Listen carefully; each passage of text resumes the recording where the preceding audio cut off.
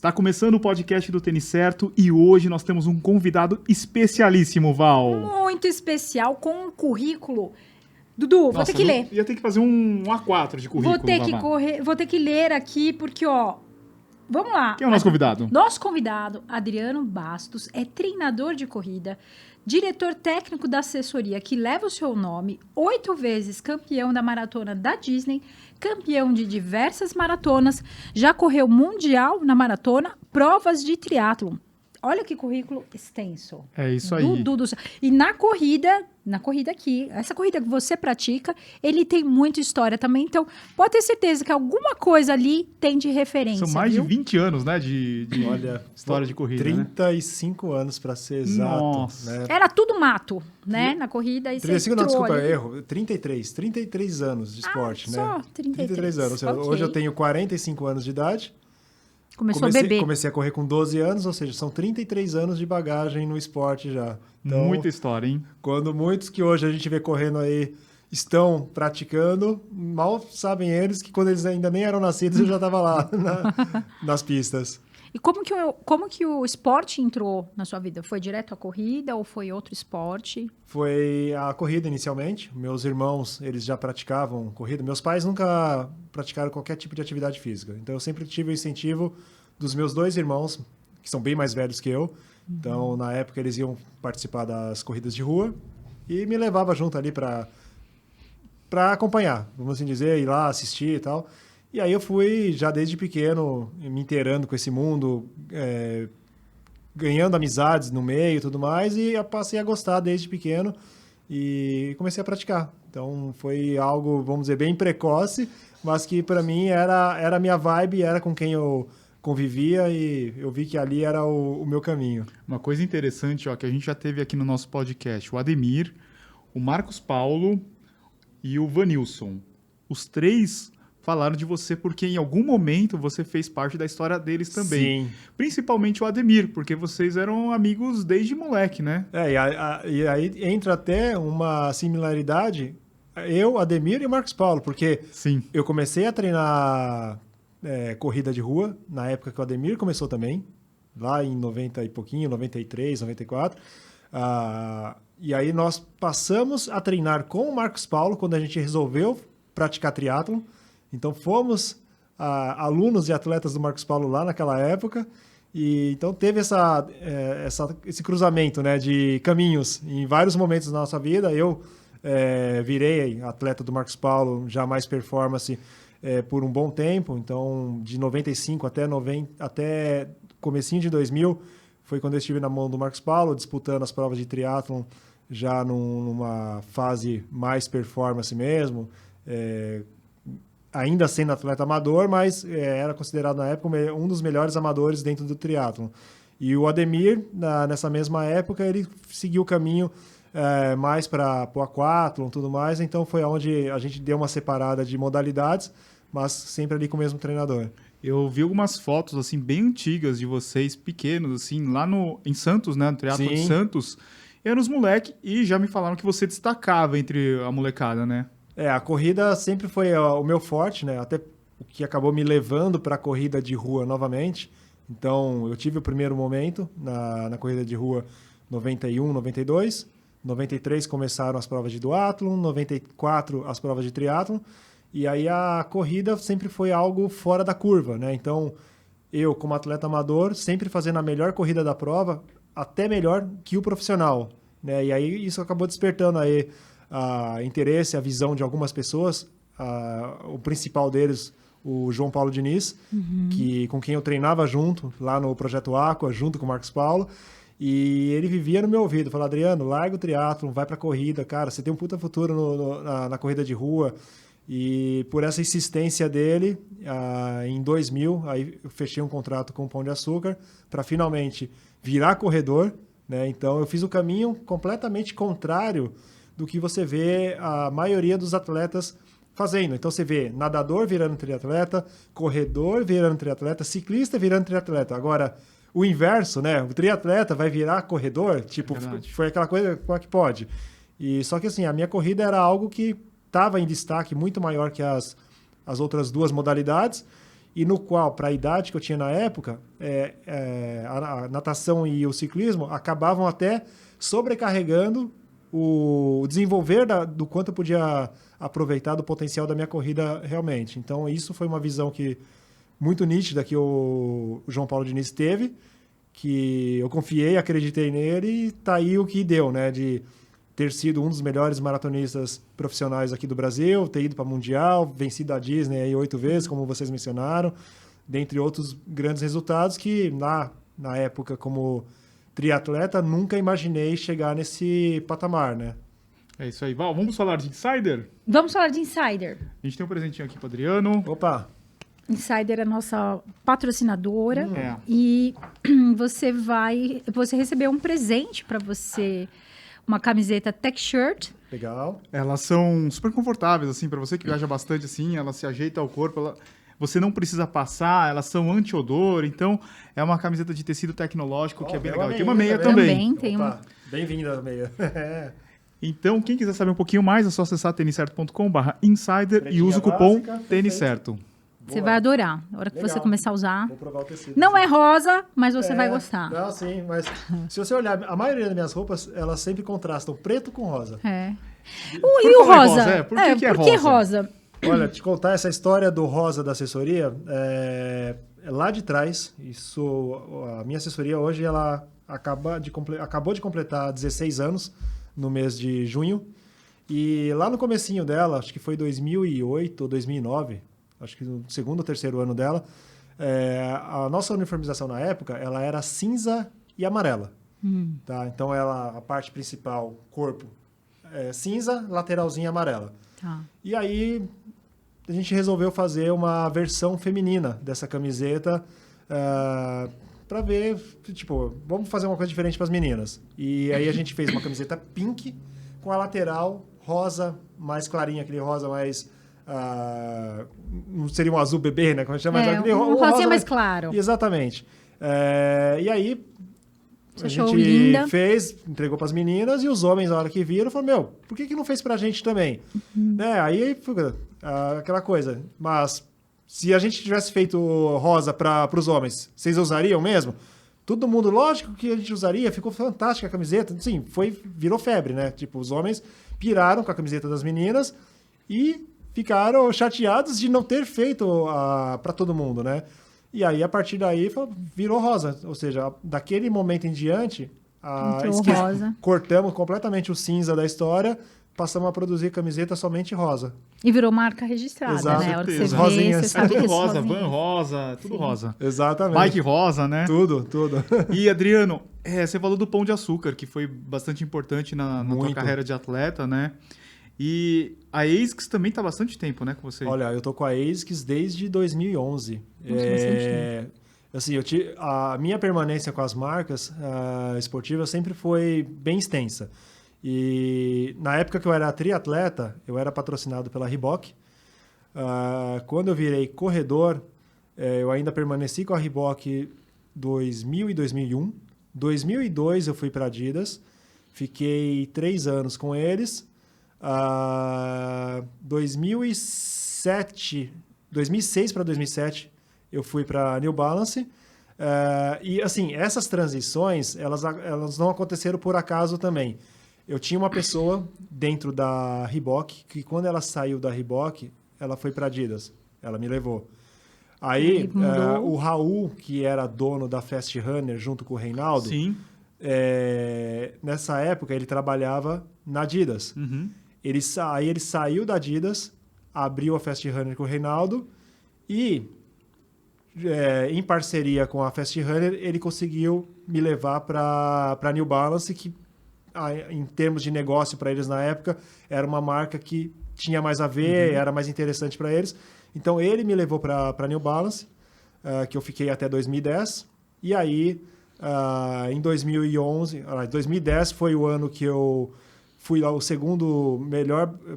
fui o segundo colocado geral na Maratona do Rio e o melhor brasileiro na prova. E era uma prova patrocinada pela ASICS, né, a Maratona do Rio de 2010. E isso deu aquela chamada de atenção, né, no pessoal da ASICS que estava presente lá. E aí o João, que era uma pessoa que trabalhava, era um dos diretores, né, que hoje não está mais, me chamou para uma conversa e aí a gente fechou o patrocínio já para 2011 em diante. Então, desde 2011 eu estou de ASICS. Então... Val, sabe uma coisa bem interessante? Uma história aqui, ó, minha, né, agora. O Adriano tá, faz tempo na internet, Instagram e tal, e eu lembro que eu via ele com tênis da ASICS, DS Racer, o Nusa, aqueles Nusa antigaço. Sim. Ele já tinha, eu queria ter o tênis que o Adriano Coloridão. usava. Coloridão. Né? Porque ele sempre foi do tênis colorido, assim, Exato. Tênis colorido é agora. Não, ele sempre foi do tênis colorido, né? Muito, muito. Eu sempre curti os tênis mais vivos, até brincava eu às vezes pedia 2 pares de um mesmo modelo, mas de cores diferentes, para correr com os pés invertidos.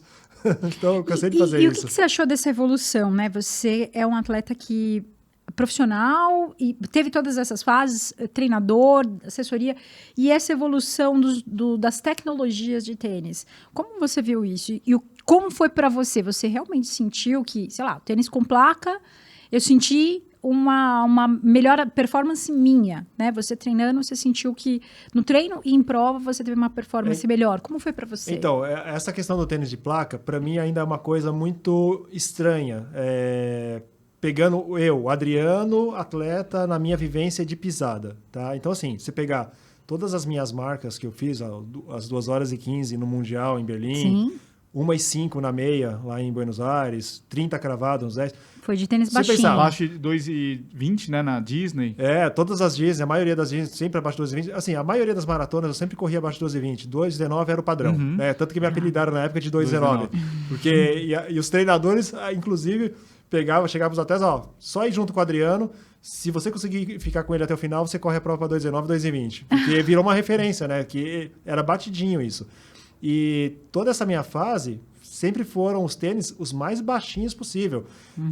Por muitos anos eu usei, quando eu estava com a New Balance, por exemplo, que foi a época que eu obtive as minhas melhores marcas, eu usei aquele RC 240.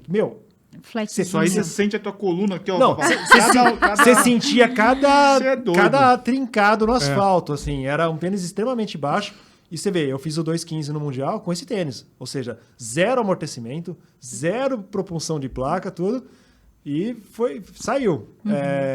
E aí, trazendo para a realidade hoje, quando eu comecei a usar o tênis de placa, eu não senti uma evolução na minha corrida com ele. Óbvio, você sente que o tênis ele te dá um ganho, te dá uma propulsão, tudo mais, mas para minha pisada, que sempre foi uma pisada que entra de calcanhar, e eu nunca consegui mudar isso e desisti. O pessoal falava isso das fotos, né? Exato. Assim, pô, o Adriano entra com o calcanhar, exatamente. né? Então, só que assim, muitos até falam, mas o Adriano corre freando. Não é o freio. Porque assim, eu não entro com o pé nessa posição de bater. Você faz a rolagem completa, exatamente. né? Eu apoio o calcanhar e rolo. Então, meu primeiro apoio é calcanhar e rolar. A placa, se você pegar o tênis de placa, a placa ela tá mais na parte da frente. Então, assim, para a pessoa que pisa mais calcanhar, mais plano, médio pé, vamos dizer, ou mais ponta de pé, ele consegue aproveitar de fato o efeito da placa. No meu caso, a maioria das vezes que eu coloquei tênis de placa no meu pé, minha corrida ficou pior. Porque a concentração de maior espuma atrás. Exatamente, né? Porque é como se eu bloqueasse o efeito da placa. A hora que eu apoio o calcanhar, eu não aproveito esse ponto do tênis de placa que seria o ponto certo de dar esse retorno de energia. Então, nas provas de triatlon, eu tenho conseguido ter um bom desempenho com o tênis de placa, porque a mecânica, quando você desce da bike e sai para correr, é uma mecânica diferente quando você vai só correr. Não que eu faça isso de propósito, mas naturalmente, você sai com a musculatura um pouco mais travada ali e tal da bike.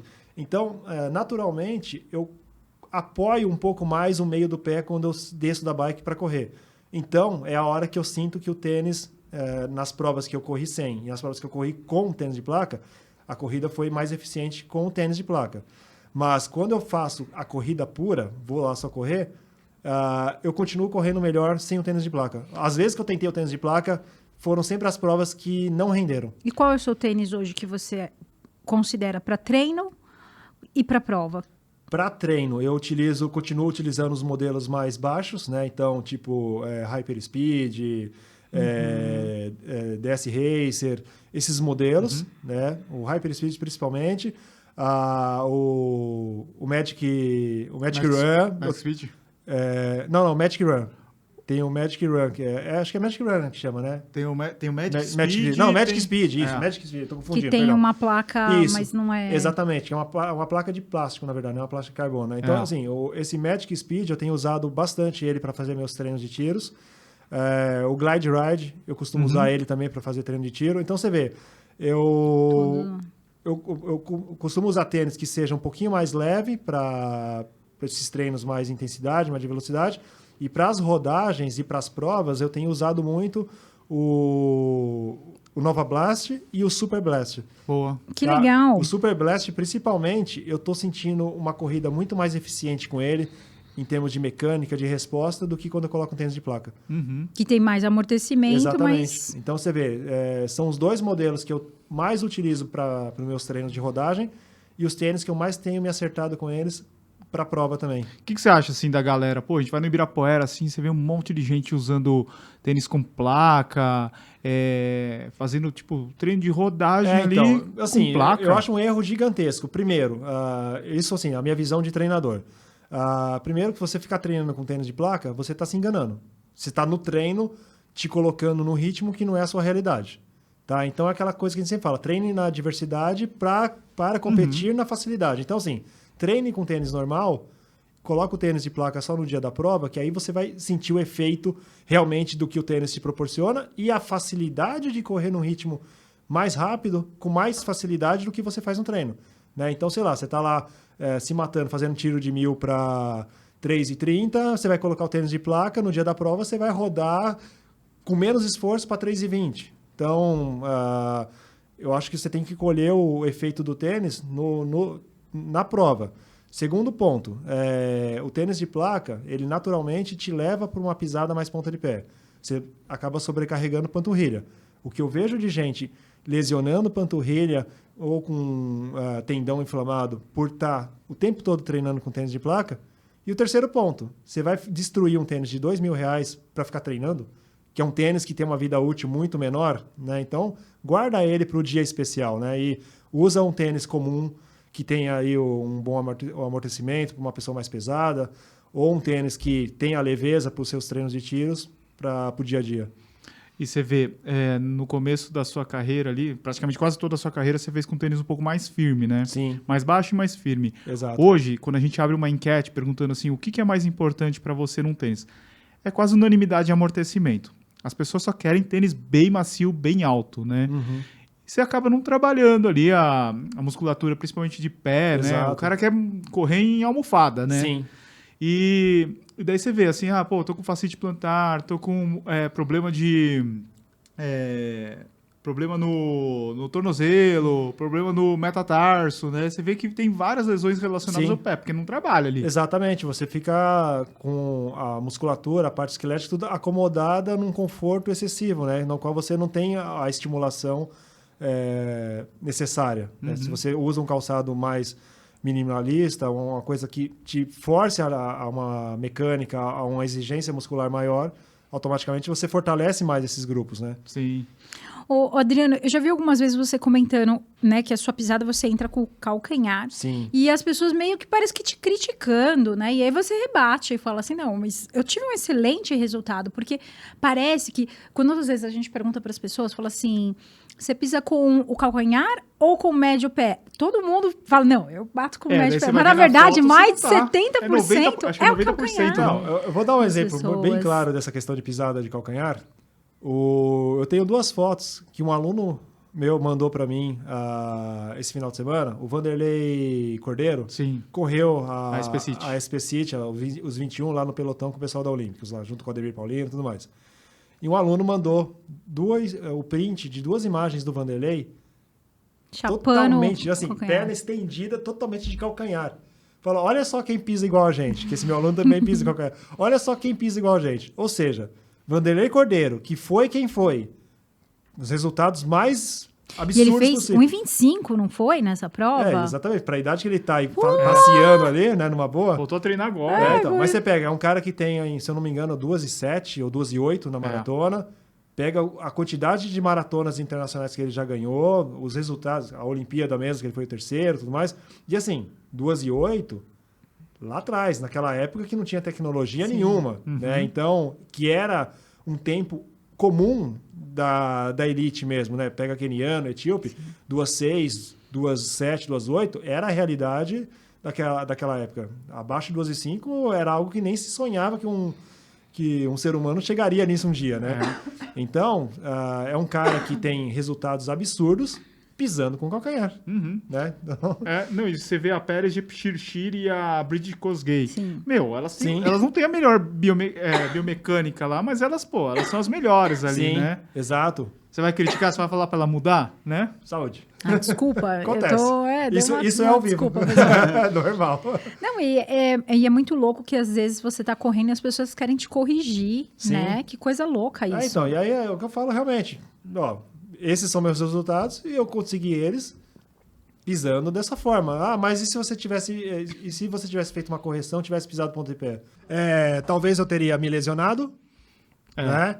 Ou não teria alcançado os resultados que eu tive tentando pisar de uma forma diferente, que não é a minha natural. Você teve alguma lesão assim, mais grave? Já tive vários. Em 2013 eu tive uma pubalgia, fiquei 6 meses afastado, sem treinar, só fazendo fisioterapia. 6 meses sem correr, você imagina? Que doideira. Foi uma lesão assim num grau que eu achei que eu não ia voltar a correr nunca mais. Eu comecei a sentir essa pubalgia no decorrer de 2003. 2003, inclusive, foi o ano que eu venci a Disney pela primeira vez.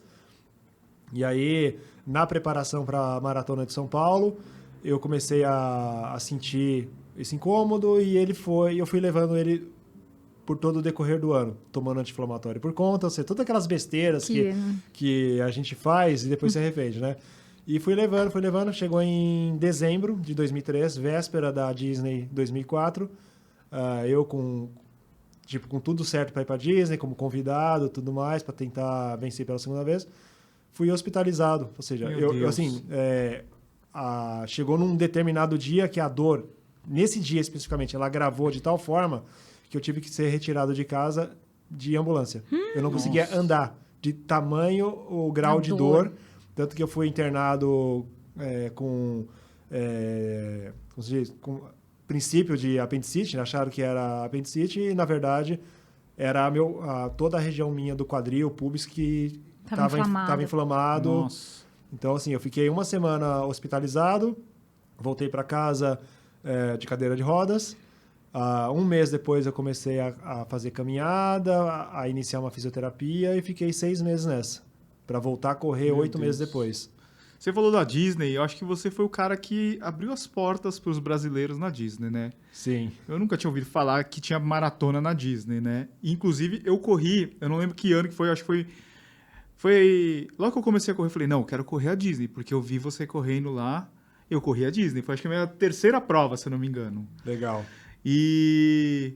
Como que surgiu a ideia de correr a Disney? Como é que você ficou sabendo dessa prova? Então, no meu caso, foi por causa de outros brasileiros que já haviam vencido lá. Então, assim, na minha época ainda triatleta, lá em 98, 99, tinha o Santiago, que era um atleta da Ranfan, ele treinava com o Mário Sérgio, e ele havia vencido lá já 2 vezes. Ele venceu, inclusive, em 98 e 99, se eu não estou enganado. Ou 97, 98, eu sei que assim, ele é bicampeão da prova e era um cara que quando eu era triatleta, eu gostava de entrar nas corridas de rua também, tá? Porque como eu falei nisso, como era a minha facilidade, então eu brigava bem nas corridas de rua mesmo sendo triatleta. E ele é um cara que corria meio que de igual para mim, né? Então ele costumava vencer aquelas provinhas da Corpore na época, tinha as provinhas de 6 km e tal. Ele era um cara que vencia a maioria das provas e eu corria próximo do nível dele, né? Mesmo sendo triatleta. E aí começou a despertar aquela coisa de tipo, puta, se esse cara tá indo lá e vencendo a prova, eu também tenho chance de vencer essa prova, até porque eu tinha uma facilidade gigantesca para longa distância. Isso já tinha percebido desde a época do triatlon. Tanto que quando triatleta, em 99, eu corri a maratona de Blumenau para 2 horas e 28, sem treinar para isso, sem fazer treino longo, sem fazer nada. Eu simplesmente fui lá, da cara e da coragem, vou correr essa maratona que eu quero tentar correr abaixo de 2h30. Quanto você fez? 2h28. Então, Meu isso foi mais um dos resultados que o João Paulo, na época, chegou para mim e falou, e aí? Vamos pra corrida ou não vamos? Né? Então, você vê, eram umas coisas que eu fazia que não era meio inacreditável. A primeira edição do Long Distance em Pirassununga, por exemplo, que foi em 99 também, eu corria os 21, depois de nadar os 1.900, depois de pedalar os 90 quilômetros, eu corri os 21 para 1,9. Nossa. Então, Meu Deus. mas aí, voltando no assunto Disney, então assim, tinha o Santiago, que já havia vencido lá 2 vezes. Então, ele foi o cara que despertou esse meu interesse de ir para lá. Tanto que em 99 eu conversei com o Marcos Paulo, né, de falar, puta, que eu queria fazer essa maratona da Disney. Mas por questões na época de conseguir visto, organizar passaporte, essas coisas, acabou que não deu certo, tá? Quando caiu no esquecimento, e aí eu desencanei. Aí 2000 e 2001 o Zé Carlos ganhou lá também, que era outro atleta do Mário Sérgio, e eu segui minha vida, comecei na corrida de rua de novo, né, em 2000, fui fazendo as minhas provas, e aí em 2003 o Pão de Açúcar levou um grupo de funcionários para correr a Disney. Então, todo ano, o PA Clube, né, eles tinham um programa de qualidade de vida e de incentivo à corrida de rua dentro da empresa. E todo ano eles levavam um grupo de funcionários para correr alguma maratona internacional. Então, em 2000, de cara, eu fui para a maratona de Paris com eles. No final de 2000, eu fui para a maratona de Nova York, onde o Pão de Açúcar levou 100 funcionários para correr a prova. Pois é. 2001, eu fui para Paris de novo. 2002 não teve, não lembro por qual motivo. Já lembrei. Porque como a Disney é logo no começo do ano, né, já em janeiro. Segunda semana, né? Exatamente. Então, não teve em 2002, porque seria a Disney em 2003. E aí, nessa, eu como atleta patrocinado pelo Pão de Açúcar, fui, vamos dizer, embutido no pacote, né? Então, treinei para a prova. Foi aquela coisa de confiança de que era uma prova que eu tinha chance de vencer, inclusive confiante que eu venceria a minha primeira maratona, porque eu nunca tinha vencido nenhuma maratona na minha vida. Então, vencer a Disney em 2003 foi a minha primeira vitória numa maratona. Nossa, né? que legal. Tanto que aqui no Brasil, eu já tinha pódio nas maratonas, já tinha pego pódio na Maratona de Porto Alegre, da Maratona de São Paulo, dentre outras. Mas a minha primeira vitória numa maratona aqui no Brasil foi a Maratona de Curitiba 2006. Foi a primeira vez na minha vida que eu venci uma maratona aqui dentro do Brasil. Antes disso era só pódio top 5, mas nunca lá na ponta, né? Assim, no primeiro degrau. Então a Disney abriu minhas portas em relação a isso, né? De venci uma maratona. E deu uma baita visibilidade. Não, exatamente. Também, né? E a visibilidade que ela me deu foi assim gigantesca. Na segunda-feira saiu no caderno Lance Mais, que na época era um dos jornais mais importantes aqui de esporte, que dava uma ênfase muito grande ao futebol, mas abria portas para muitos outros esportes. Falava de outros esportes também. Saiu uma foto minha de página dupla. Nossa. Dentro desse caderno Lance Mais. Você imagina o destaque que isso deu, né? De tipo, a galera, chegando na faculdade na semana seguinte, a galera, nossa, eu vi sua foto lá, não sei o que e tal. Foi algo assim que saiu em tudo quanto portal, site. Você guardou esse jornal ou não? Eu tenho guardado. Ah, legal. Tem que tenho. guardar. Não, isso tá lá guardadinho. E assim, a maneira como isso realmente gerou a visibilidade, eu falei, putz, vou dar continuidade nessa prova, porque é a minha chance de me tornar conhecido através dela. Então, aí teve a interrupção em 2004, né, em função da lesão que eu mencionei. Fui para lá em 2004 como convidado, que era meu prêmio de direito por ser campeão de 2003. Aproveitei da viagem, mas não corri a prova. E aí, recuperado da pubalgia, voltei a treinar em agosto de 2004. Tanto que 2 meses depois, eu já fui para meia de Buenos Aires. Olha que loucura isso. Parece até Não, que... e você era paulado em toda Sim, a prova, né? Exatamente. Então, assim, olha que loucura. Parece até que foi um descanso forçado que Sim. o meu corpo estava pedindo. Porque, assim, teve esse ano de 2003 que eu fui forçando a lesão até me levar a esse grau de ter que interromper. 1 mês depois de voltar a treinar, eu já corri um 10K lá dentro da USP para 31, ganhei a prova. Nossa Senhora. Pois é. Meu Deus. 2 meses depois de voltar a treinar, eu fui para Buenos Aires e fui o 4º colocado na meia de Buenos Aires para 1,559, sendo que a minha melhor marca de meia antes era 1,7 na meia do Rio. Então você vê o que eu melhorei meu tempo assim de cara, né? Então, tipo, eu olhei aqui e falei, não é possível, como é que eu voltei tão bem, né? E aí foi a hora que eu cheguei no Pão de Açúcar, bati na porta e falei, ó, tô de volta, quero ir pra Disney de novo, que eu tenho chance de vencer lá novamente. E aí eles me levaram. O Pão de Açúcar, tipo, te pagava um salário? Eu tinha salário com eles, salário, bonificação por resultado e todo o custeamento de provas. Você escolhia as provas que você queria, Exatamente. o calendário. Não tinha... isso foi um dos diferenciais da minha carreira. Eu nunca tive um treinador que ficasse impondo as provas que eu deveria fazer. Eu escolhia as provas que eu queria. Ah, legal. Não, eu sempre tive essa liberdade, então, tanto que você pegar aí o que foi minha carreira, o que eu venci de provas de track and field, estações e tudo mais, porque eram aquelas provas que me geravam visibilidade, todo final de semana eu estava no pódio, então eu não me importava em ir para prova grande, atrás de dinheiro. O importante é estar no pódio, né? Exatamente. Eu ganhava dinheiro com as maratonas. Né? Isso sim, que eram as provas que tinha premiação boa. Mas as provas menores, como eu já ganhava para correr, eu já tinha salário com os patrocinadores, tanto Pão de Açúcar quanto marcas esportivas, então, para mim, era muito mais benéfico e importante estar no pódio todo final de semana, gerando visibilidade para os patrocinadores, para me garantir e continuar com eles. Você recebia muita crítica nessa época? Assim, sim. Olha, ele ganha track and field, ele ganha circuito das estações, só vai em prova que... Só que assim, você pega aquela época, track and field, se você corresse para 32, você estava fora do pódio. Hoje você vê a galera ganhando prova para 33, 34. Naquela época, era pancada. Não, você falou 1,5, se você fizer 1,5 hoje, você ganha várias provas aqui no Brasil na meia, né? Sim, mas assim, as provas track and field, estações, eu ganhava elas correndo para 31. O dia que eu corria para 32, era terceiro, era quarto, sabe? Era disputado ali, era pau a pau. Tinha uma galera que corria muito forte. Também track and field não tinha todo final de semana, né? Sim. No Brasil inteiro, né? Exatamente, eram poucas. Na época começou só com Vila Lobos, então era mais seletivo, né? A quantidade de provas. Estações eram só 4 no ano e mais nada. Daí você pega, tipo, a grande meia era Golden Four, né? Sim, tanto que vinha atletas do Rio correr estações aqui em São Paulo, porque lá não tinha. Verdade, então, verdade. Acontecia muito isso.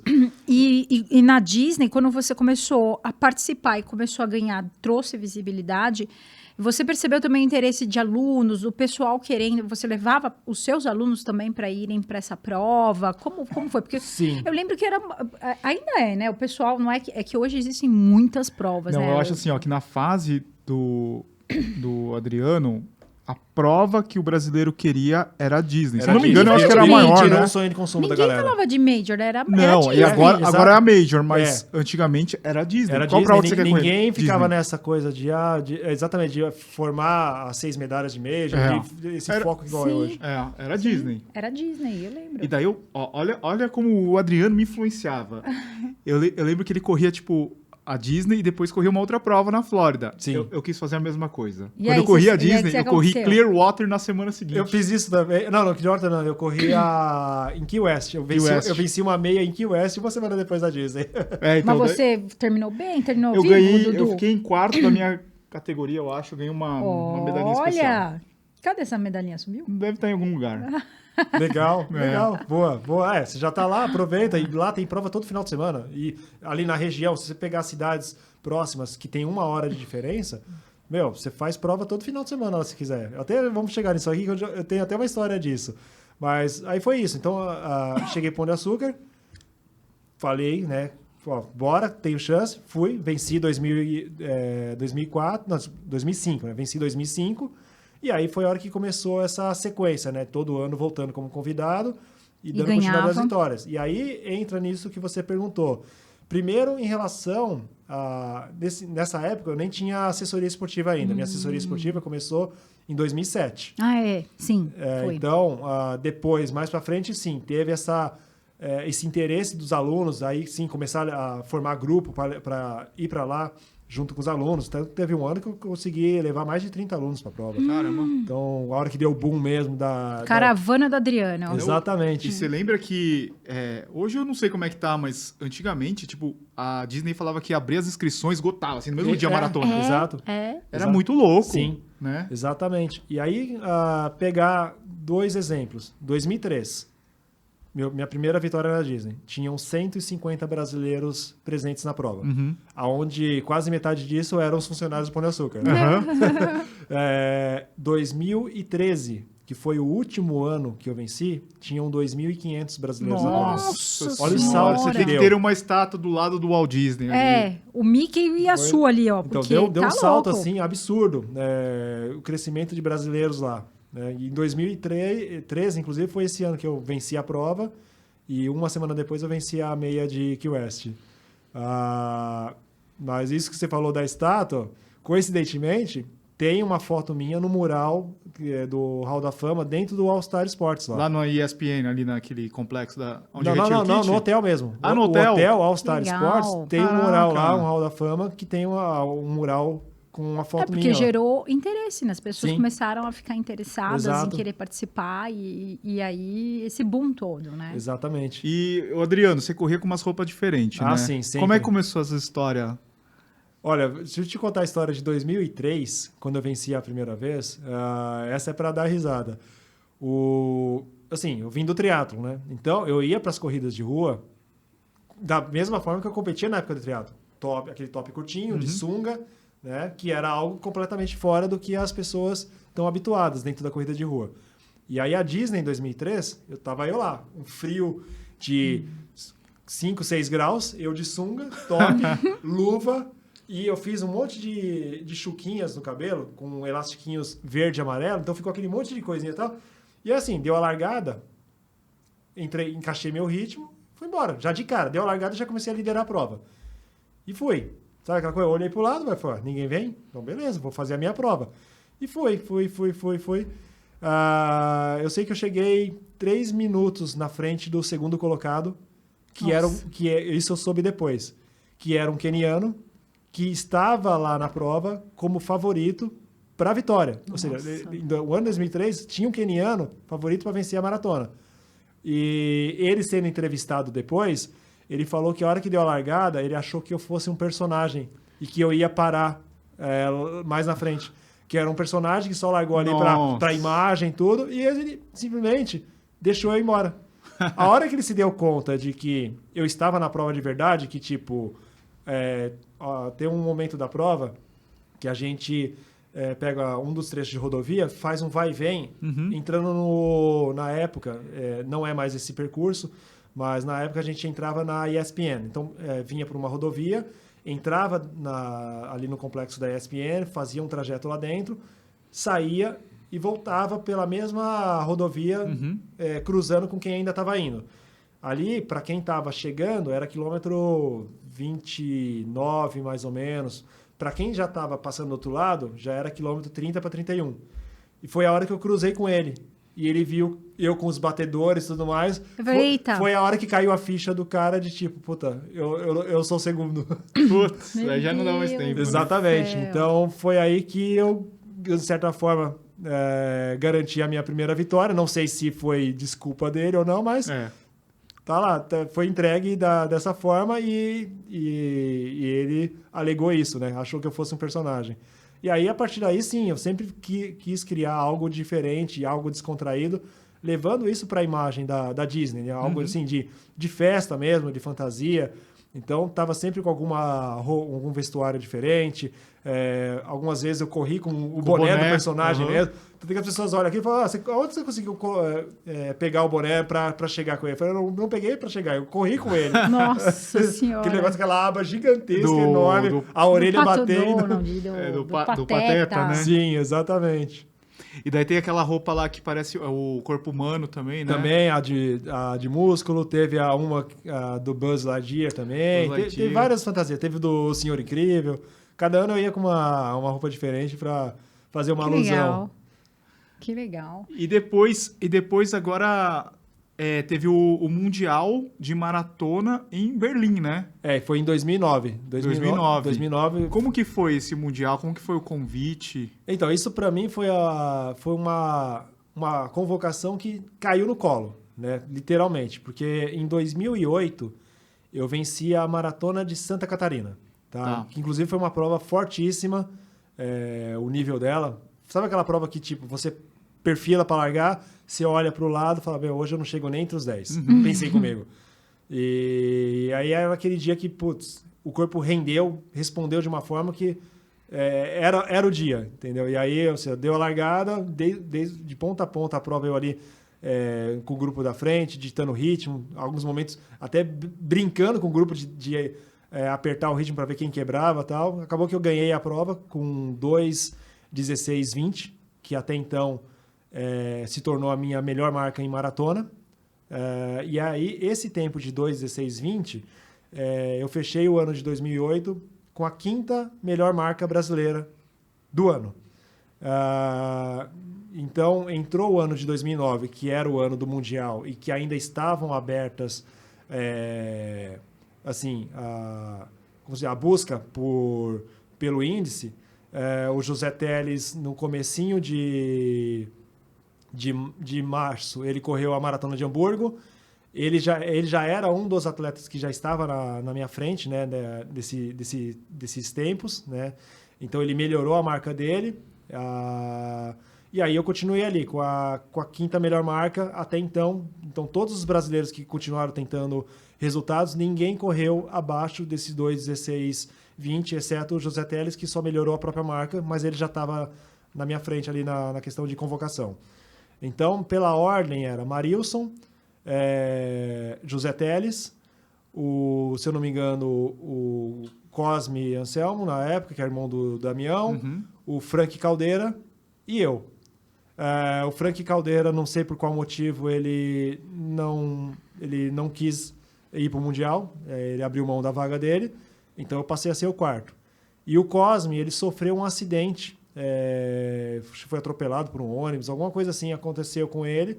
Só que até isso acontecer, eu estava seguindo minha vida normal, fazendo as minhas provas. Eu já tinha, em 2010, já tinha vencido a maratona da Disney, já tinha vencido a maratona de Porto Alegre, já tinha vencido a maratona de Santa Catarina pela segunda vez, que eu tinha vencido em 2008, né? Aí venci pela segunda vez em 2010,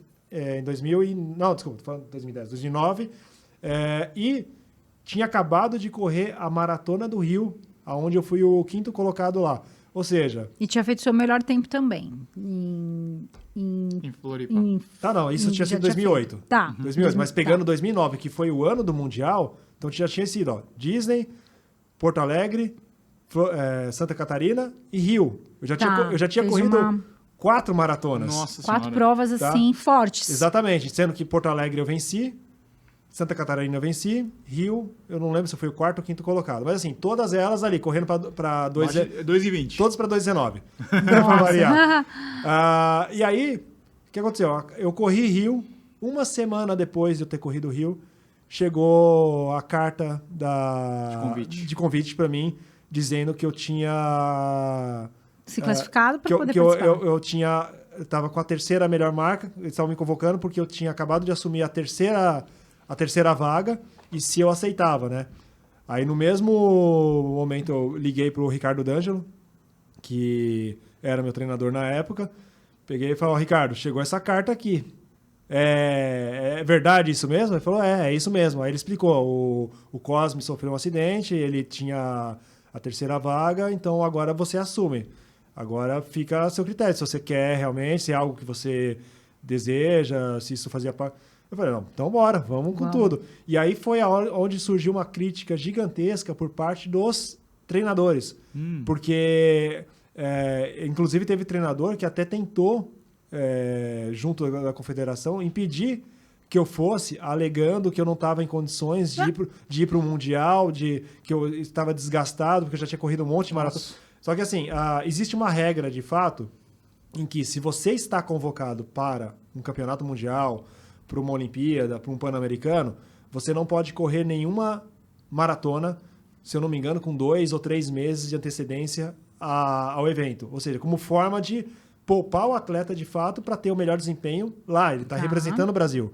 Então, existe uma regra em relação a isso de você não poder, durante um tempo, correr qualquer maratona antes da data do evento no qual você está sendo convocado. Isso valia para quem já estava com a vaga. No meu caso... Tinha aparecido agora. Ela caiu como eu falei, eu recebi... Você já era o quarto Exatamente, da lista, né? Eu recebi o convite a partir do momento que eu já tinha feito tudo isso. Então, no meu caso, isso não se aplicou. Né? Ou seja, eu tinha direito a assumir a vaga independente do que eu tinha feito, porque eu não estava já como um atleta já definido. Né? Sim, eu entrei faz de sentido. última hora assumindo uma vaga que passaram para mim. Então, teve treinador que tentou argumentar que eu não podia ir e tal. E muitos argumentaram exatamente isso. Porra, o cara correu já 4 maratonas esse ano, o cara acabou de correr a Maratona do Rio, como é que vocês vão levar um atleta que está extremamente desgastado, vai lá, vai fazer papelão, não sei o que e tal. Acabou que eu fui pro Mundial, treinei 1 mês e meio só, específico para isso, 1 mês e meio depois de ter corrido a Maratona do Rio, fui para lá.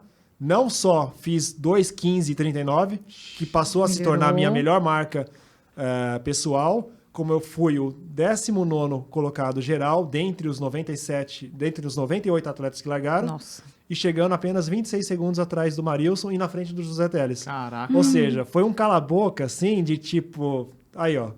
Pra quem criticou, tá entregue. Então, acharam que eu ia lá fazer papelão e... Assim, óbvio, Adriano, não esperava correr pra isso. Eu imaginei assim, bom, eu tô indo pra lá, vou tentar... Se eu correr pra 2:18, 2:19, beleza. Então... Eu não fui com uma confiança de que eu faria um grande resultado.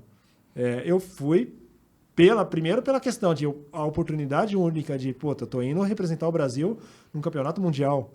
Sim. Meu, Quando você tem- quanto sonho com isso, né? Quando você Nossa recebe Senhora. uma crítica, você se sente um pouco mais motivado ou isso daí você... Eu me sinto mais motivado a fazer melhor ainda para... Mas, assim, eu estava ciente da minha realidade, né? Então, assim, eu sabia que o 2:16:20 em Santa Catarina em 2008 tinha sido um resultado atípico, né? Tipo, aquela coisa de... Estava no dia. Aquele dia meu corpo respondeu para aquilo. Mas o meu normal era 2:18, 2:19. Então, eu fui para o Mundial com essa cabeça. Bom, vou correr para 2:18, 2:19, vou fazer minha prova. Eu sei que os caras vão largar para baixo de 2:10, vou deixar todo mundo embora. E foi o que eu fiz. A hora que deu a largada, eu simplesmente fiz a minha prova. Larguei no meu ritmo. Tanto que o primeiro quilômetro, eu passei para 3:12 e eu era o penúltimo. Nossa. Você imagina, eu passando o primeiro quilômetro Bem conservador, né? para 3:12 e eu era o penúltimo da prova. É. Você imagina como é que fica a cabeça daquela. Eu falei, meu, puta que pariu. Nossa, cara, eu vou fazer o papelão mesmo. Não, eu juro. Vou ser o último. Mas veio isso na minha cabeça. Eu falei, meu, não é que, puta, eu vou fazer um puta papelão dessa porra. Vou ser o último dessa prova, cara. Mas aí você falou, não, peraí, não, Daí não foi posso encaixando. permitir. Então, mas assim, foi uma coisa igual aconteceu em Santa Catarina. Meu, o corpo respondeu de uma forma que eu não acreditava. A hora que o meu normal, quando eu largava as maratonas, eu largava consciente ali para 3:15, 3:20, e era o ritmo que eu administrava. A hora que eu passei, eu olhei 3:12, eu falei, puta que pariu, fiz merda. Preciso aliviar. Aí eu tentava aliviar o ritmo, quilômetro 2, 3:12. Eu Ué. tentava aliviar o ritmo, quilômetro 3, 3:12. Eu falei, meu, não é possível isso. Eu tô correndo muito fácil. Sabe aquela coisa de, meu... Tá fluindo. Tô fazendo zero força, como é que tá isso? Então bora, vamos seguir assim. Então, fiquei nesse 3:12, fui embora. Tanto que minha prova ela foi extremamente consistente. Do começo ao fim, eu passei a primeira meia para 1:7:52. Nossa. Eu corri a segunda meia para 1:7:47. Nossa, Só para você ter uma cravado. ideia. Redondinho. Foi o mesmo ritmo do começo ao fim. E aí, fazendo isso, fazendo a minha prova, sem me preocupar com o que estava acontecendo lá na frente, eu fui atropelando a galera a cada volta. Eram 4 voltas de 10 quilômetros. A última volta tinha uma perna a mais de 2, né? Uma compensação para dar os 42. Então, assim, primeira volta. Deu esse momento aí da largada, que eu era o penúltimo e tal, deu 2, 3 quilômetros. Eu já me encaixei ali um pouquinho mais com um grupinho de trás, já passei a ser o antepenúltimo, vamos assim dizer. Então, tipo, tinha um americano ali, um canadense e tal. Então, assim, eu já passei a ficar ali entre O Pô, mas você 90º... passou gente pra caramba, então. Então, exatamente. Mas, assim, os primeiros 3, 4 quilômetros eu tava ali, em 91º, 92º, ali, correndo ali meio que com um grupinho de trás. Eu fechei a primeira volta de 10 em 85º, 85 na posição geral, quando eu fechei 10 quilômetros, só pra você ter uma ideia. Nossa, e foi... A segunda passagem de 10, a segunda volta, né? Fechando o quilômetro 20. Eu já era o 62º, 62. Olha que eu fui ganhando de posição. A hora que eu fechei a terceira volta, 30 quilômetros, eu já passei em 39º. E aí fechei a prova em 19º. Ou seja, eu fui... A última volta, eu fiz um atropelo, eu passava a galera de pelotão. Sabe que você passava grupo, a galera quebrada, e eu ali, pum, pum, pum, ia embora. Então, inclusive, foi na quarta volta, no quilômetro 37 pro 38, que eu passei o José Teles também, que tentou ir com o grupo à frente no início e tal. Então, foi assim, foi uma prova de recuperação dentro do meu ritmo ali consistente e só comendo quem quebrou. Foi E por 26 segundos eu não peguei o Marilson. Foi aquela coisa assim de tipo, se tivesse mais 500 metros, Você ia buscar. eu tinha passado ele. Nossa. Ou seja, ia ser o sonho da vida de qualquer maratonista brasileiro, né? chegar na frente do Nossa. Marilson, que era, Nossa a referência, era o top da época, né? Muito bom. E, Adriano, agora você tá, tipo, fazendo uns triatlon e tal, né? Não tá mais focado...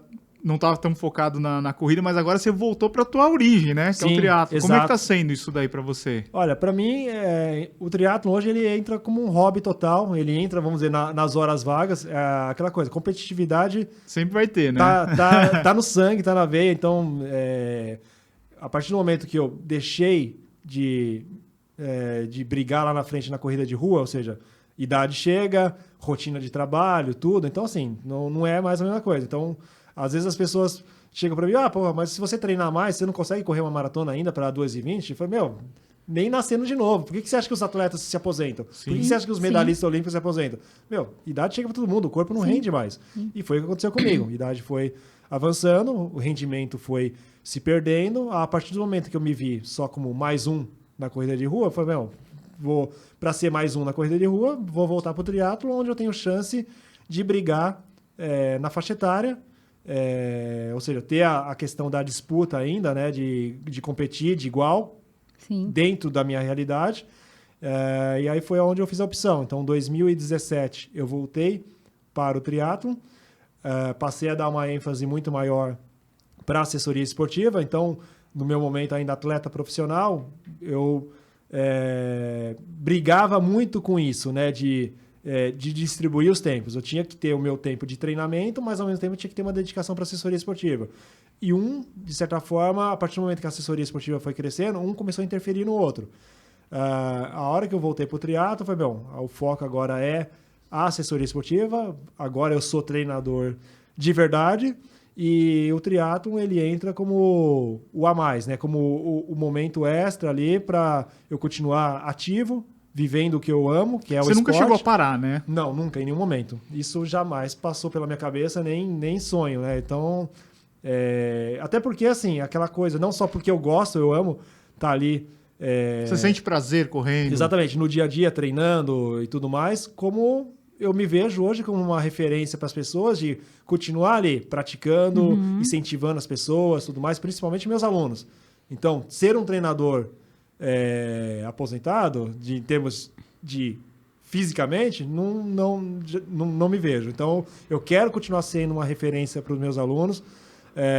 Então, o triatlon hoje ele entrou dessa forma, como o meu momento de prazer, de lazer, mas óbvio, buscando performance dentro do que é a minha realidade hoje. Então, no caso do triatlon, qual que é a minha maior motivação? Conseguir todo ano uma vaga para algum campeonato mundial de 70.3. Olá!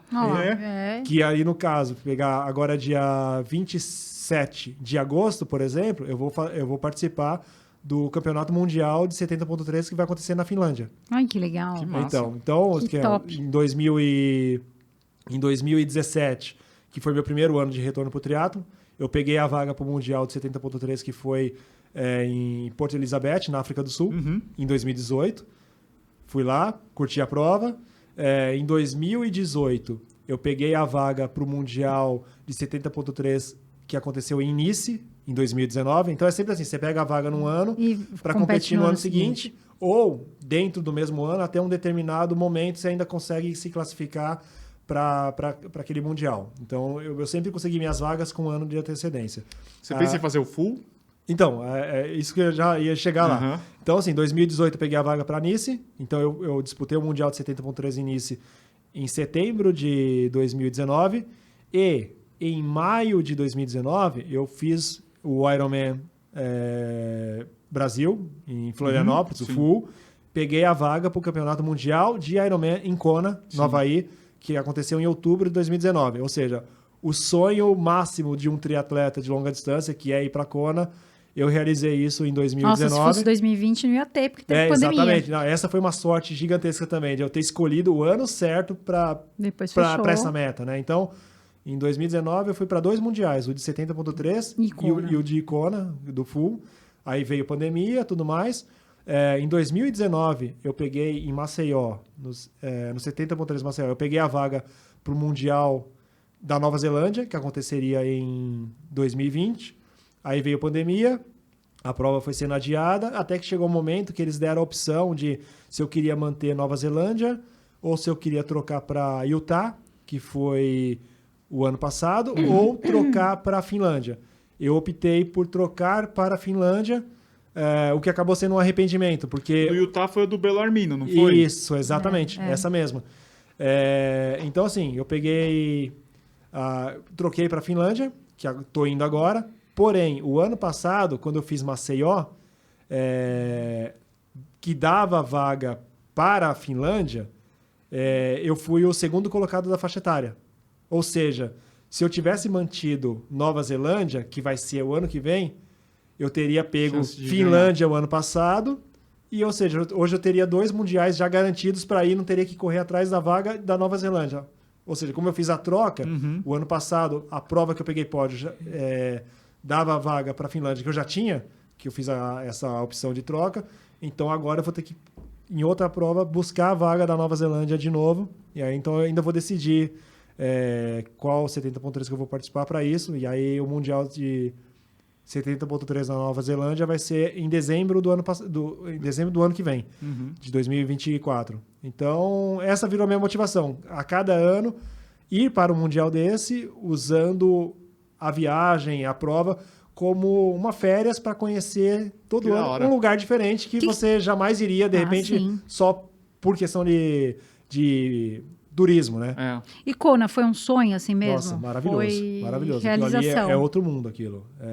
Não só o lugar, que é um paraíso, mas a atmosfera da competição ali, dos atletas, a cordialidade, tudo. É algo assim que só estando lá para você sentir o que é aquela vibe. É um sonho. Ô, Adriano, você é um dos caras mais completos, né? 3.000 na pista, 5, 10, 21, 42, ultra, triatlon, todas as distâncias de triatlon, né? Eu fazia tudo que você possa imaginar. Durante a minha fase maratonista, eu fazia tudo quanto é distância todo final de semana. Tipo, um final de semana eu tava numa maratona, no outro eu já tava correndo 5.000, no outro eu já ia pra uma meia. Meu Deus. Era uma loucura mesmo.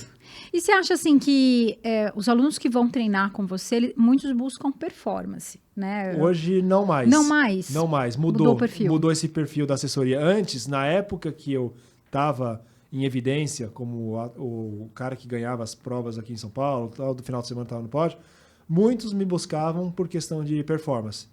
Né? Tinham essa visão de, vou treinar com ele, vou... Ficar bom. Exatamente, vou ficar bom, exatamente. Hoje mudou muito, depois, pós-pandemia principalmente, mudou o perfil de quem busca uma assessoria esportiva hoje. A maioria dos meus alunos hoje é o corredor iniciante, é a pessoa sedentária que quer começar a correr, quer perder peso, quer ganhar condicionamento. Então eu te digo hoje com toda a certeza que 80% dos meus alunos são pessoas, digamos assim, pessoas normais que buscam a corrida como qualidade de vida. Óbvio, todos têm a sua meta pessoal de quer evoluir, fez a primeira provinha de 5, já quer depois correr uma provinha de 10, quer melhorar tempo, mas o perfil é o corredor amador de verdade que está lá primeiro para interagir, para socializar, para ter um momento de interação, ter uma turma para treinar junto, para Sim. curtir o que é a corrida. Tomara que esses alunos escutem esse podcast, porque talvez eles nem conheçam toda essa sua história, né? Pois é, Se eles são verdade. corredores iniciantes, né? Exatamente, sim. Hoje, se pegar muitos dos meus alunos, são pessoas que começaram a correr recentemente, que nem sabem. Vamos lá de novo. Toma uma água. É muita história, Dudu. História. Nem sabem o que é não é nem a questão de não sabem quem foi o Adriano, não sabem o que é o mundo da corrida. Sim. Estão aprendendo agora, vão participar da primeira corrida da vida deles agora, que eu tenho alunos recentes que participaram da primeira corrida deles quando teve a Roca. Sim, A 15K. prova da Roca, Sim. eu tive vários alunos que estrearam na Roca como a primeira corrida da vida Caramba. deles. Nossa. Nunca tinham participado de uma corrida. Então, esse é o público com quem eu Já nasceram com tênis de placa, Vavá. Já pois nasceram na tênis e placa. literalmente isso. Então, assim, óbvio. Que é só um Nimbus, um Nova Blast E e, um placa. Mad Speed Um Mad Sky. Speed Sky pra poder de vez em quando dar Não uma sabe o voltinha. que é um piranha. Exatamente, não mesmo. Nossa. Colocar o Só quer desenho no pé do sofrer. povo, Quer pira. colocar o pé no chão e bater, Dudu. Ô, Adriano, 33 anos aí de carreira. Se fosse dar uma dica para as pessoas se manterem motivadas, porque a gente sabe assim que no Instagram você olha lá, tá todo mundo feliz, correu a prova, tá Todo feliz, mundo. mas não necessariamente porque a pessoa tá correndo, ela tá motivada a treinar Sim. e sentindo prazer na corrida, é isso que você sente. O que você poderia falar para essas pessoas? Eu acho que assim, a primeira coisa é não pular etapas, né? Não colocar uma meta maior do que você tem condições. Então um passo de cada vez. Essa eu acho que é a primeira coisa. Às vezes chega aluno para mim, a pessoa começa a treinar na assessoria esportiva e já, eu quero fazer uma maratona sub-3. Tá, peraí, mas para quanto você tem uma maratona? Eu nunca corri uma maratona. Então calma aí. Então vamos. Vem a pergunta: todo mundo pode ser um sub-3, Adriano? Não. Ixi. Você tem as limitações físicas, genéticas, tudo. É a mesma coisa, vai. Adriano, você pode ser um sub 2 horas e 10? Não. Por mais que eu treinei minha vida toda, minha melhor marca é 12:15. Então, transfere isso para o corredor amador. Tá. Cada um tem a sua realidade. Da mesma forma que um amador vê o cara que nem eu, que correu para 2:15, fala, putz, o cara que tem 12:15, nunca que eu vou correr isso na minha vida. Eu vejo o cara que corre para 12:05, eu falo, nunca que eu vou fazer isso na minha vida. Então, assim, realidades diferentes. Por mais que você treine, você tem o seu limite físico. Daquele ponto você não vai passar, mas óbvio.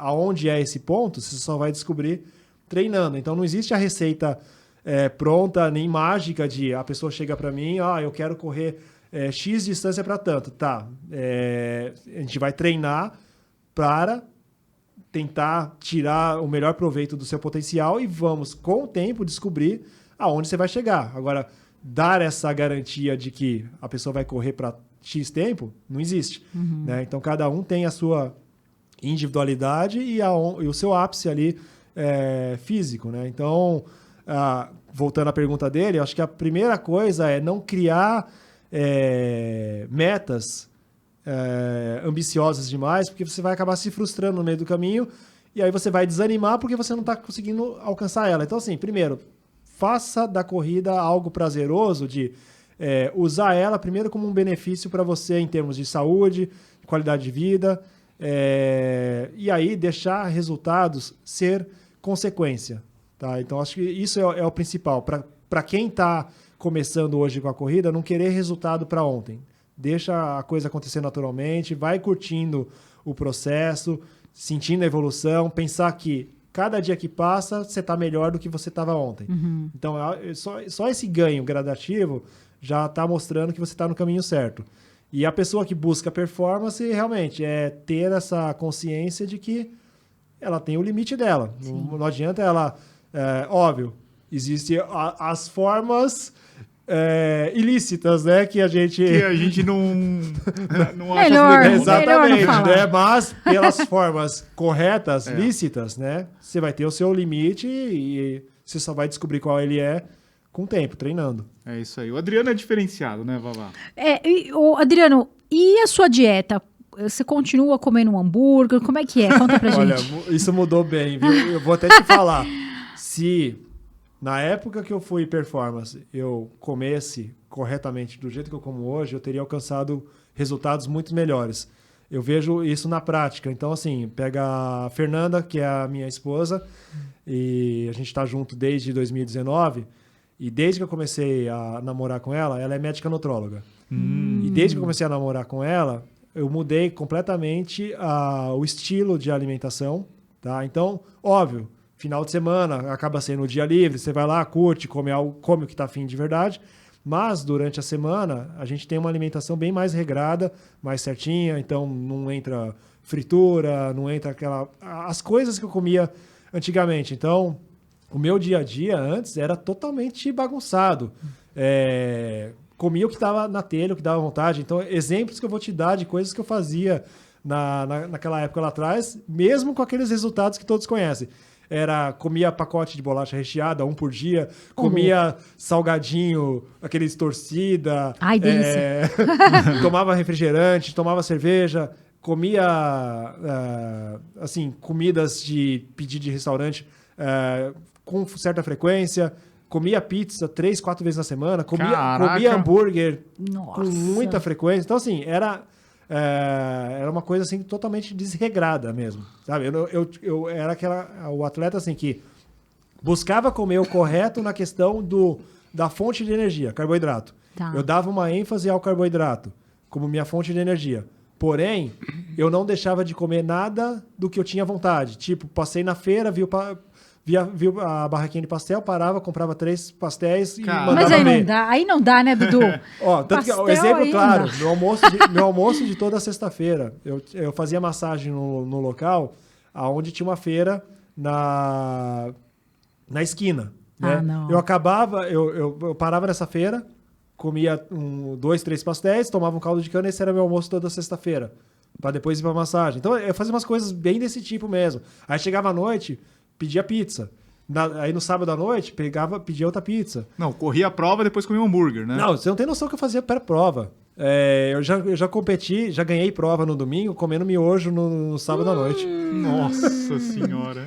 Eram umas coisas assim, O motor era bom mesmo, hein, Dudu? Não, que a galera... Então a Fernanda botou no eixo agora. Pois é, maratona da Disney, toda a maratona da Disney, a maioria delas, eu ganhei comendo feijoada no sábado à noite, lá no Camilas. No Camilas. Exatamente.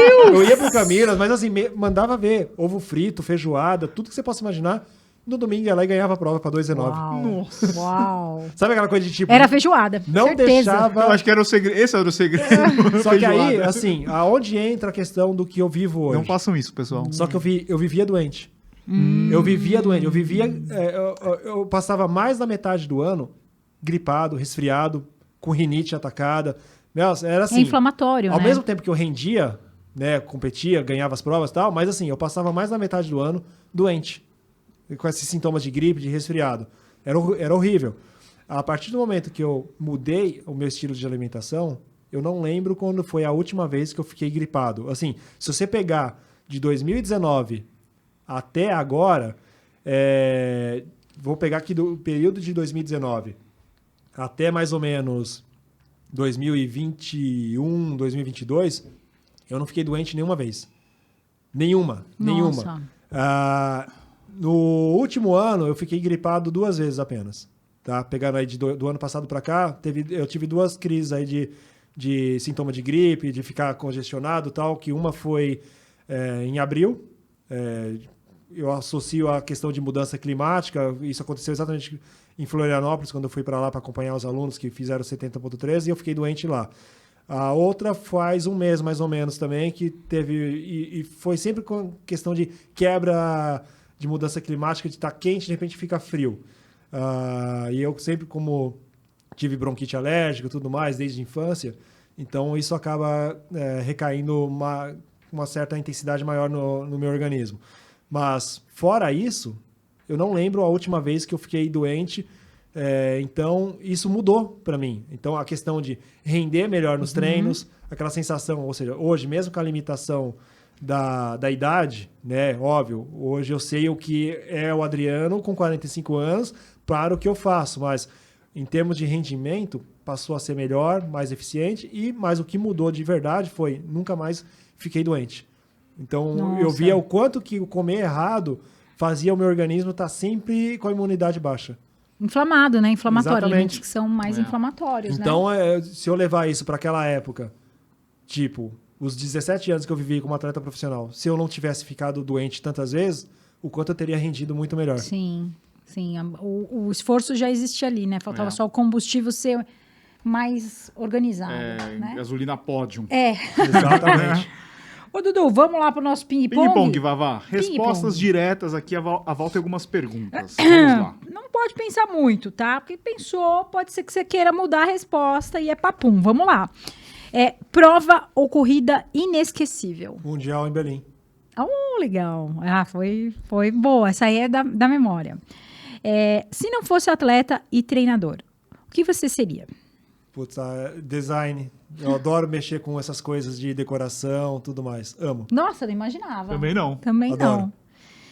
Antes da prova, eu como... O que você come? Olha lá. Olha lá. Olha lá. O quê? Não, hoje é uma macarronada bolonhesa. Ah, Hoje é uma macarronada bolonhesa. A noite anterior, né? Na noite Feijão. anterior, sempre é o padrão. Macarronada, a bolonhesa, é o que sempre... Te dá aquela energia. Exato. E antes da prova? E é bom que tem no mundo inteiro, né? Exatamente, é algo que tem no mundo inteiro. Eu gosto também. Então, isso até na fase decadente de alimentação que a gente comentou agora, também era. Só que eu tinha também os dias que eu chutava o balde, né? Que nem essa situação da Disney, que eu ia pro Camilas e comia tudo e um pouco mais de tranqueira. Mas é bom, Camilas, né? É bom, não tem pena. Mas assim, o habitual ia para uma maratona internacional, óbvio, vou focar na macarronada. Hoje eu faço isso. A maioria ia para as maratonas, né? Ia para a maratona em Porto Alegre, pro Curitiba, seja onde for. O foco do jantar antes era ir para um restaurante e uma macarronada bolonhesa. E antes da prova? Acordou? Depois da prova. Não, acordou Antes da prova? mas Isso é o para ano mim é habitual, é padrão, tanto para treinar quanto para competir. Inclusive, isso é uma coisa que as pessoas não acreditam. Que eu consigo tomar leite antes de prova. Para mim é Nossa. algo normal, habitual. Então, assim... Desde sempre? Desde sempre. Toma um copo de leite? Meu café da manhã básico, tá? Se eu tô aqui em casa, né, tanto no meu dia a dia de manhã para treinar, quanto para participar de alguma prova que seja aqui em São Paulo. Tá. Uma banana, Tá. um copo de leite com achocolatado e café solúvel, diluído, ou seja, como se fosse um cappuccino Nescau caseiro. com... Moca. É um Todd. café. Todd. Tá. Eu gosto do Todd, no caso. Então, assim, Todinho, eu misturo o Todd e uma colher de café solúvel. Então, essa é a minha bebida do café da manhã. E um sanduíche, um pão francês com queijo e algum frio no Tostex ali para comer ele Ai, que quentinho. delícia. Então, assim, isso é o meu café da manhã básico aqui, pré-prova ou do dia a dia de treino. Se Tá. eu tô fora, né, motel, alguma coisa, aí eu evito, aí eu vou para um suco de laranja e o café preto só eu acabo evitando um pouco o leite, porque eu não sei a procedência dele e tal, então, pelo menos o meu eu sei que eu abri a caixinha ali e tá ali. Então, o outro leite de hotel eu procuro evitar, porque eu já passei mal feio ao fazer isso em uma prova. É que acho que o leite fica fervendo lá também, Olha, né? Até vamos já juntar isso. Em 2011, eu venci a maratona de Santa Catarina. Parando no Tá, decorrer mano. da prova umas 4, 5 vezes, Nossa. com diarreia mesmo, Nossa. por causa Por causa do- que eu inventei de tomar o leite. Então, assim, eu acordei, eu estava hospedado no Ibis, ali perto ali da beira-mar, Sei. e acordei, café da manhã normal, que eu tô acostumado, um pãozinho de queijo, a banana, Pôs um leitinho. sanduichinho, tomei o suco de laranja e só. Ok? Tava bem. Aí sabe quando, tipo, vou tomar um pouquinho de leite com café. No que eu tomei, mas foi no mesmo momento, já começar a sentir o estômago revirar, deu a largada, a partir daí, você imagina, só desandou. Nossa Nossa. senhora. Eu parei umas 4 vezes no meio da prova. Nossa, e ganhou. Dudu. ganhou. E Pois ganhou. é, mas... Foi ou ficando seja, mais leve. foi o maior arrependimento da minha vida ter tomado aquele leite que não precisava ter tomado. É. E depois da prova, o que você come? Depois, putz, eu vou te falar, assim, de imediato eu só tenho vontade de beber. Tá. Depois de um esforço grande, só me dá vontade de líquidos. Aí, depois de um certo tempo, aí sim. Aí eu, normalmente, se eu tô aqui, eu já deixo um lanche pronto, um ovo cozido. Faltou o ovo. O ovo. Eu como um ovo cozido também todo dia de manhã. Bem lembrado. E aí, para o pós também, pós-treino ou pós-prova, eu sempre levo mais um ovo cozido, mais um sanduíche desse já como um lanche pós-treino, e aí um produto, algum suplemento desses de recover, Tipo um R4. 4-1, exatamente. O tênis preferido da atualidade, um só. Nova Blast 3. Olha. Sem pensar duas vezes. Puta, Boa, gosto amo também. esse tênis. Gosto também. A gente fala que aquele tênis que se você for viajar, se você puder levar só um, é esse, Eu né? falo Sim, só faz um, tudo. qualquer. Vai com Nova Blast que você vai curtir demais. Lugar onde você gostaria de correr? Tem ainda algum lugar que você fala, putz, eu quero ainda ir para esse lugar? Putz, nossa, são tantos, né? Para lembrar em um específico.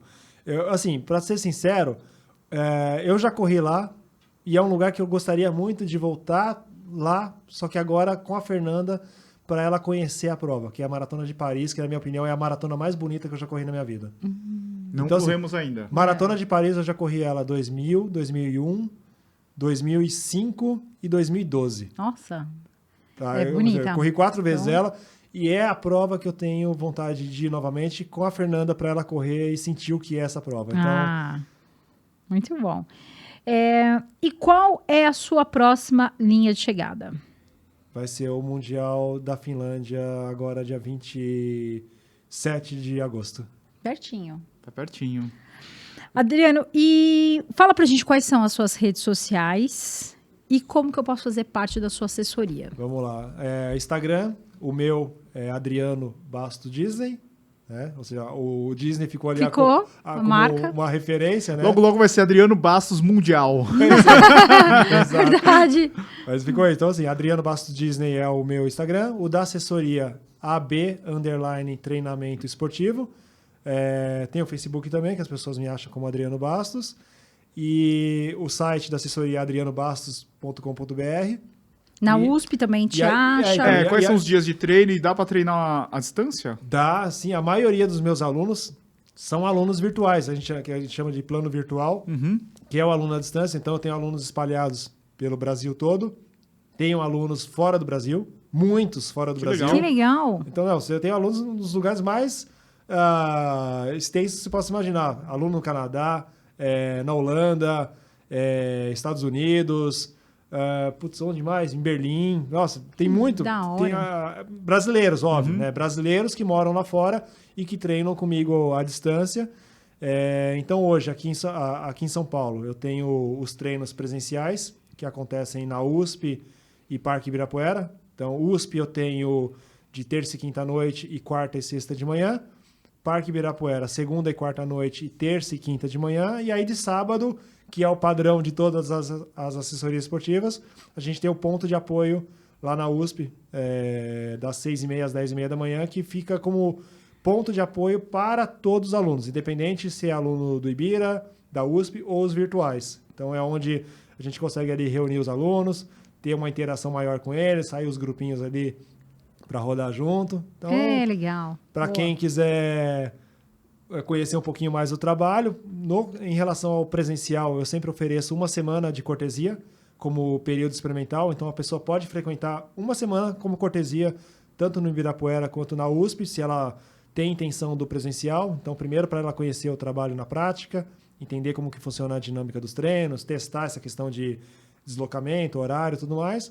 Ou se ela é aquela pessoa que já sabe que não vai ter rotina para isso mesmo, tem a distância aí que eu ofereço as planilhas individualizadas, né? Elaboradas de acordo aí com o nível de condicionamento de cada um, O que ela de deseja, acordo meta, com objetivo. rotina, metas e objetivos. Então, a gente Muito bom. segue aí dentro do que é o individual de cada aluno. Da hora. Meu, daria pra gente ficar aqui muito tempo conversando. A gente deu uma resumida, né? Sim, com certeza. Nossa, né? Já Porque, fica, olha, já fica o convite aí pra outros episódios aí, pra Sem gente dúvida. contar outras histórias, Legal, né? bacana. boa. Será um Queria prazer. agradecer, a tua presença foi muito legal. Muita gente pediu, falou assim, pô, chama o Adriano, pô, ele tem várias histórias legais, né? E com certeza eu acho que pra gente juntar todas as histórias que a gente contou aqui, a presença do Adriano seria Com certeza. fundamental Não, aqui. foi um resumão mesmo, bem que você disse. Porque assim, se for falar só de Disney, daria um programa. É verdade. Se for falar da minha vivência só do Mundial, daria outro programa. Treinamentos da outro Dá programa. outro programa, falar esse negócio de pisada, tudo, putz, Sim. falar da Conrads, que a gente nem abordou A esse gente assunto, não falou, daria outro programa, então assim, Eu acho que a gente pode pensar depois num outro episódio para falar mais de treinamento, assim, eu né? queria muito falar de treinamento, mas Legal. vamos para mais um, tá? É isso aí, é só o começo, Val. Isso É aí. que até essa questão de treinamento, eu trabalho um formato diferente que as pessoas não costumam. A maioria das pessoas treinam por distância, né? Eu digo assim, vai fazer tiro, faz tiro por distância. Os meus treinos presenciais da assessoria eu faço por tempo, por duração. Por quê? Sim. Eu consigo juntar pessoas de níveis diferentes, independente se é um aluno iniciante, se é um aluno avançado, no mesmo momento do treino. Ou seja, exemplo, ao invés de fazer 6 tiros de 1000, Tá todo mundo no mesmo intervalo. 6 né? tiros de 1000 vai estar cada um fazendo o tiro de 1000 por um tempo, cada um num momento diferente. Eu faço 6 tiros de 5 minutos. O aluno iniciante, ele não tem a obrigação de completar, de ter que fazer o 1000 metros. Ele tem apenas a meta de aguentar correr por 5 minutos.